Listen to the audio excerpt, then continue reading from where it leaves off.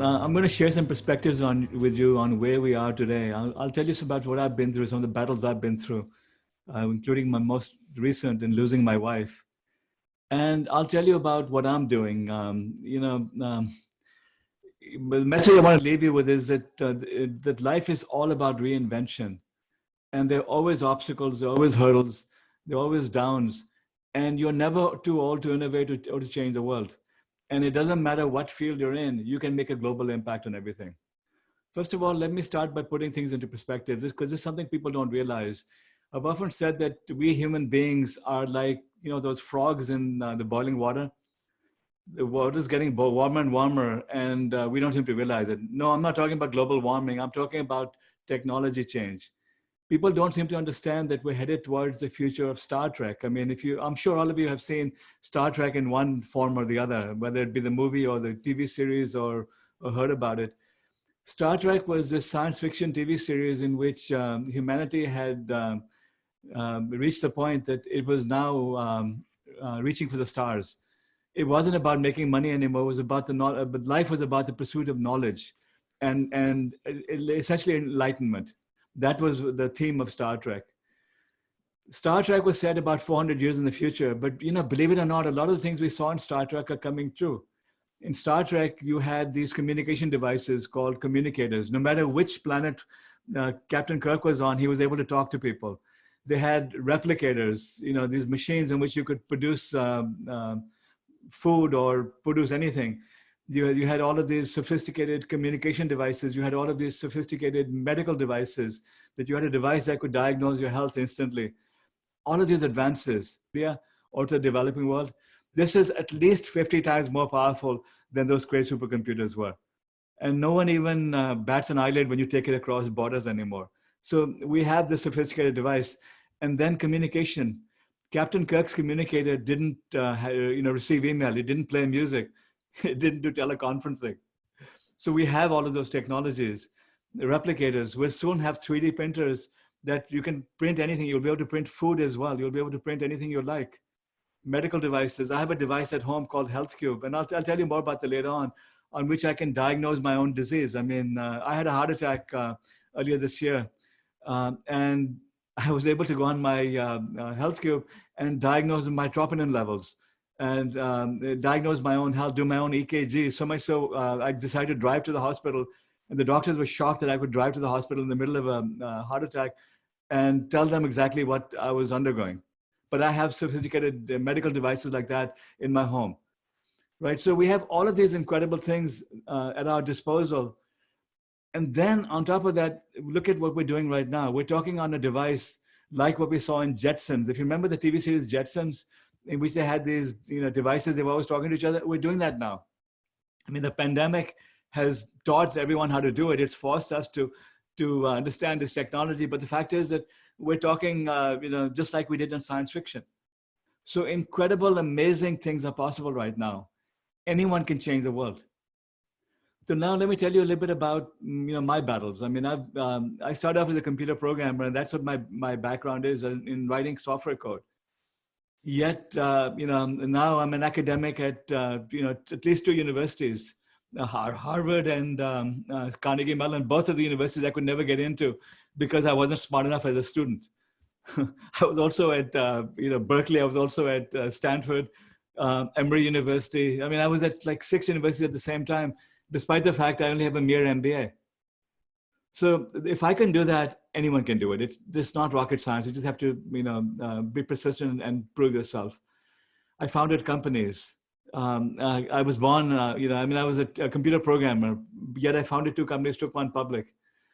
But, the most devastating and most, powerful experience in my life has been the loss of my wife. She had cancer.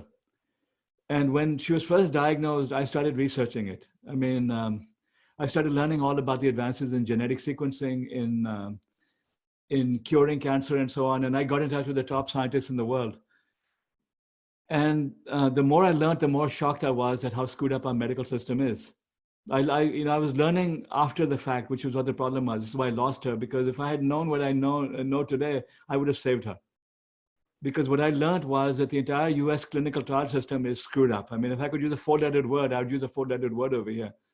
But the entire US medical system is screwed up.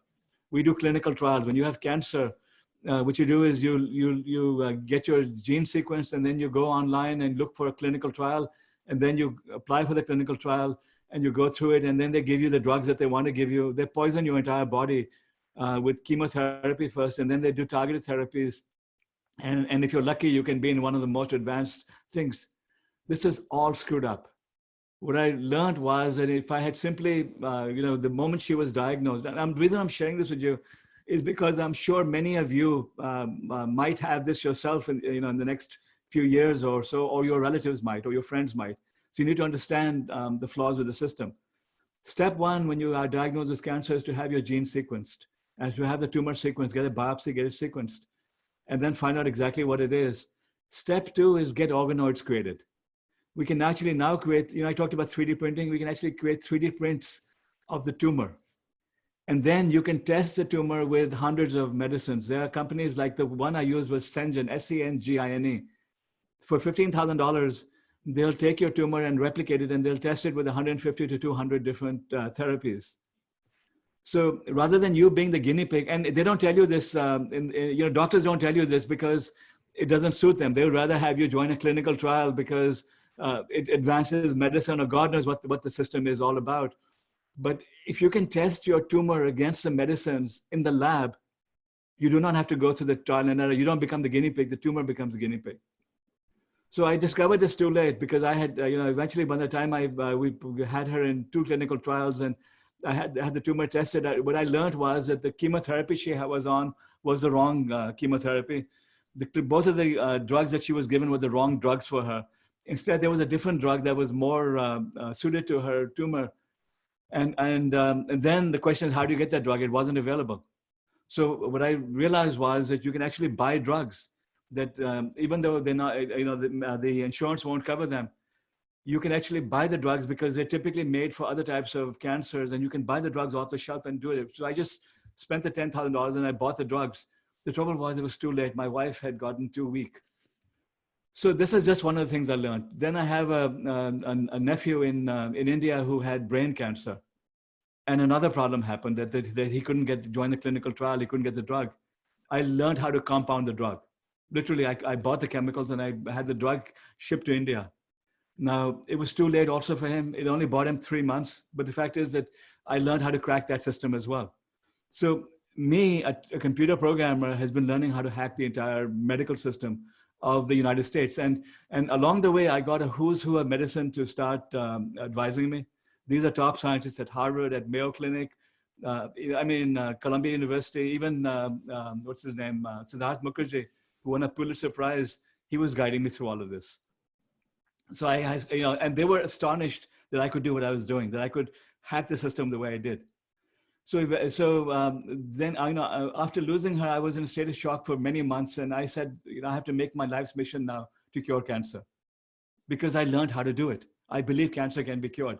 It's a data problem. It's a testing problem. It's an availability of medicines problem. And I know how to cure all of those. So I put together a very detailed proposal. And, I was thinking, where do I take this? In the United States, the system, again, is so screwed up that there's no hope. So I decided to take it to India. Why India? Because India is backwards in research, and they have a dire need, and they're open-minded. So I asked for a meeting with Narendra Modi. And, long story, but I got a meeting with Narendra Modi. And my wife was also, a big fan of the Dalai Lama. And, because long ago we had talked about going and meeting the Dalai Lama, she really wanted to do it. So after losing her, what I decided was I need to get the Dalai Lama's blessings for my wife. So I asked for a meeting with the Dalai Lama. And again, long story, but I got a meeting with the Dalai Lama. And so in the same trip in October last year, I went first to meet the Dalai Lama, and I spent literally half an hour with him in his private residence, talking about my wife and what I had been through, and also curing cancer. I presented him with a plan to cure cancer. And I tell you, I spent 3 hours with him first by his side while he was meeting his devotees. Because what happens is that when you go to his house, he has a garden there where 300 people come every day, and he greets them. I was there for 2.5 hours, by his side, watching him, listening to him. I was amazed at his compassion that he talked to every single person. He listened to them. He gave them hugs. He, gave them very thoughtful ideas, and literally cared about every single person that came to him. So when I met him, I said, Your Holiness, I came here to get blessings from my wife, Devinder, but I'm so touched that I want to, because one of the things I heard was that the Tibetans who had come to India, I mean, what China has done to them is cruel. If you follow my Twitter feed, you'll see that I've become, very anti-Chinese, because the Chinese really have done a lot of evil to the world, including giving us this virus. But what they did to the Tibetans was also outrageous. That so you had 140,000 people who came to India who were uprooted, including the Tibetans. And when they came to India, they started, came from a cold climate to a warm climate, getting disease, all sorts of the wellness things, issues that you talk about in this group over here, except they have no way of being diagnosed. So what I offered was, I said, I want to contribute HealthCube to you. I'm going to pay for this medical screening of the entire Tibetan population. So with HealthCube, it only costs about $1 or $2 per person, so it's entirely affordable. So I made that contribution to him, and we've already screened 20, 30,000 Tibetans, and we're going to. I'm going to, with the pandemic, everything is on hold, but I plan to have the entire Tibetan population screened and to offer them advice. But then the Dalai Lama also agreed to support my cancer proposal. He said, Vivek, he told me about Tibetan medicine and Chinese medicine, what they were doing to cure cancer there. Because the Dalai, I don't know if you know this or not, but the Dalai Lama had cancer about 3 or 4 years ago. And he was treated through a combination of Western and Eastern therapies, that he was able to meditate and get back to full health. Dalai Lama is back to full health right now. He cured his own cancer. Yes, he had to come to the Mayo Clinic and get treatment there, but that was just a Band-Aid. That through meditation and through power of mind, he was able to heal himself.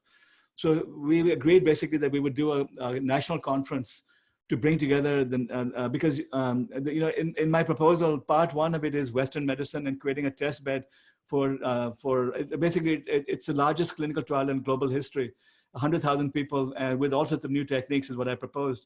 But part two of that, I wanted to be natural medicines, the things you're talking about, incorporating wellness into it, incorporating lifestyle changes into it, incorporating herbs into this, incorporating some of the ancient wisdom of Ayurveda and Tibetan and Chinese medicine into it. This is what the plan was. So he accepted that, and then I went. So this was on a Monday.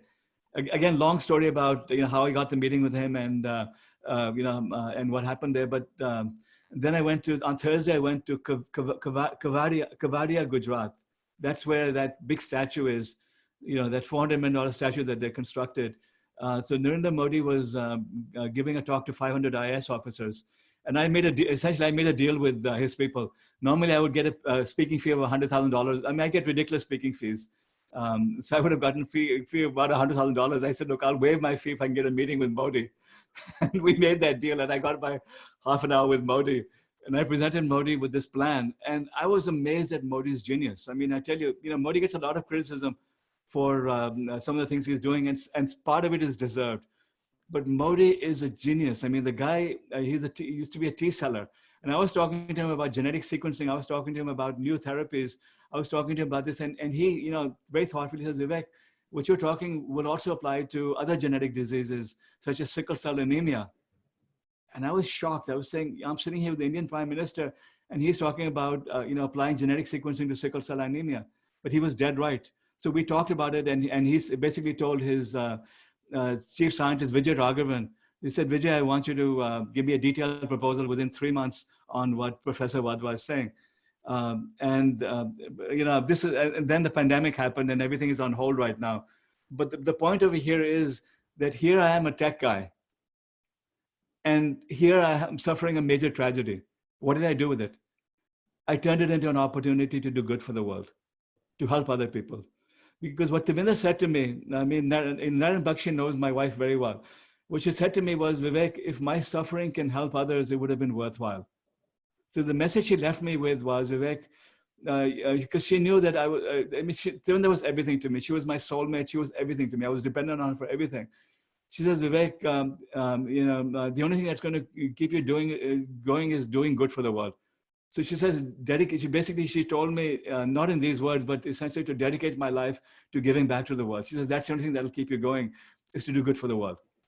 So this is why I decided to put together a plan to cure cancer. Now, in the meantime, the pandemic has hit. So now I've shifted my gears now to try to solve the pandemic, not to solve the pandemic, but to help businesses restart. Because if you look at what's happening in India right now, you have hundreds of thousands of people, millions of people now who are on the roads. They're being displaced, these migrant workers. And then when the pandemic is over, there's going to be an economic depression worldwide. Unless we can get people back to work, we're screwed, basically. We're going to have a depression. More people are going to die from hunger and poverty and despair than who then are going to be killed by this pandemic. So I've basically been now putting together a plan, which I'm piloting in Mexico with one of the largest companies over there, and hopefully in India as well. I have a call this evening with one of the largest companies in India to pilot this. And what the plan basically is that, for COVID, so basically I'll share with you how we can get businesses restarted. That the focus right now seems to be on limited restarting, this social distancing, these apps and so on. Yes, we need to do all of that. But if you look at certain markers, for example, with my heart attack, I'm in the high risk group. Many of you are in the high risk group because you have a weak immune system, you have diabetes, you have obesity, you have a number of markers. Well, we know what those markers are. With this device that I'm talking about with HealthCube, I can diagnose those markers. Everything from D-dimer tests to the cholesterol test, all of that I can do, and it costs about $2 to do the entire range of testing in India. So the plan is that you test every individual before they go back to work, and you give them a classification, low, medium, or high risk. And it's very easy to do that. Basically, if you look at certain factors, you can determine who is more likely to die from the virus. It's only 1 or 2% of the population that will die from the virus. I'm being very brutal over here. I mean, if you want to put this on YouTube, I mean, I could be misquoted over here. But the fact is that it's people like me who are the ones who need to be quarantined. It's not the majority of the population. But so the solution over here is that you identify people who are at the highest risk by looking at their health factors right now. You give them extra special attention. You give them extra quarantine. Step 2 is at the antibiotics. The fact is that about a quarter of the population in New York City has already been exposed to the virus. They have built antibodies. Now, there's a lot of skepticism about antibodies because China shipped junk into the United States, complete junk. I mean, this again, I'm being anti-Chinese here, but they flooded the market with these antibody testing kits, which are not accurate. I mean, which are 10, 20% accurate at best, whereas you need 90% accuracy. But the fact is that if you have been exposed to the virus, then you are immune to it for at least a year. It could be longer, but at least a year you're immune to it. And if you get the virus again, the symptoms are going to be minor. They're not going to be anything like what you had before. So let's start now screening people for antibodies. And it's not one test, again, because the best rapid tests are 90% accurate. So that HealthCube is building a test that'll be ready hopefully in July, which will be 90% accurate. It's a guide. What you do is you do it 2 or 3 times because that 99% accuracy becomes 99.9% accuracy. And you can be sure that if you have the antibodies, it's safe for you to restart work. So my proposal to these companies is that you screen every employee for risk factors, and then you test for antibodies. If they have low risk and if they have antibodies, then they can be on the front lines. They can be the cashiers, they can be the tellers, they can be the nurses, they can be the delivery people, and they won't contaminate other people also because they're immune to it. The rest of the people, you let them work from home. You give them special treatment. You prior to, if they develop any symptoms, you give them the detailed COVID tests, and you give them special treatment. And because in the developing world, for example, these tests for COVID are very expensive. They cost as much as $100. And India is showing off about what low percent of people who get the COVID actually get the test actually are tested. That shows that the tests were wasted, that they wasted a lot of money on testing where you could have identified people through risk factors and tested the people who need it most. So I essentially put together an entire plan on piloting that in a couple of different countries right now. And, again, this might fail as well. My cancer thing didn't go anywhere. It got sidelined because of the pandemic. It could be that this goes nowhere, but all I can do is try. All right. All I can do is take all of my energy, all of my intellect, all of my capabilities, and try to save the world. I may fail, but at least I would have, done what I left this world doing what I can for this, what I can for it. So I'm not sitting back and declaring defeat to anything.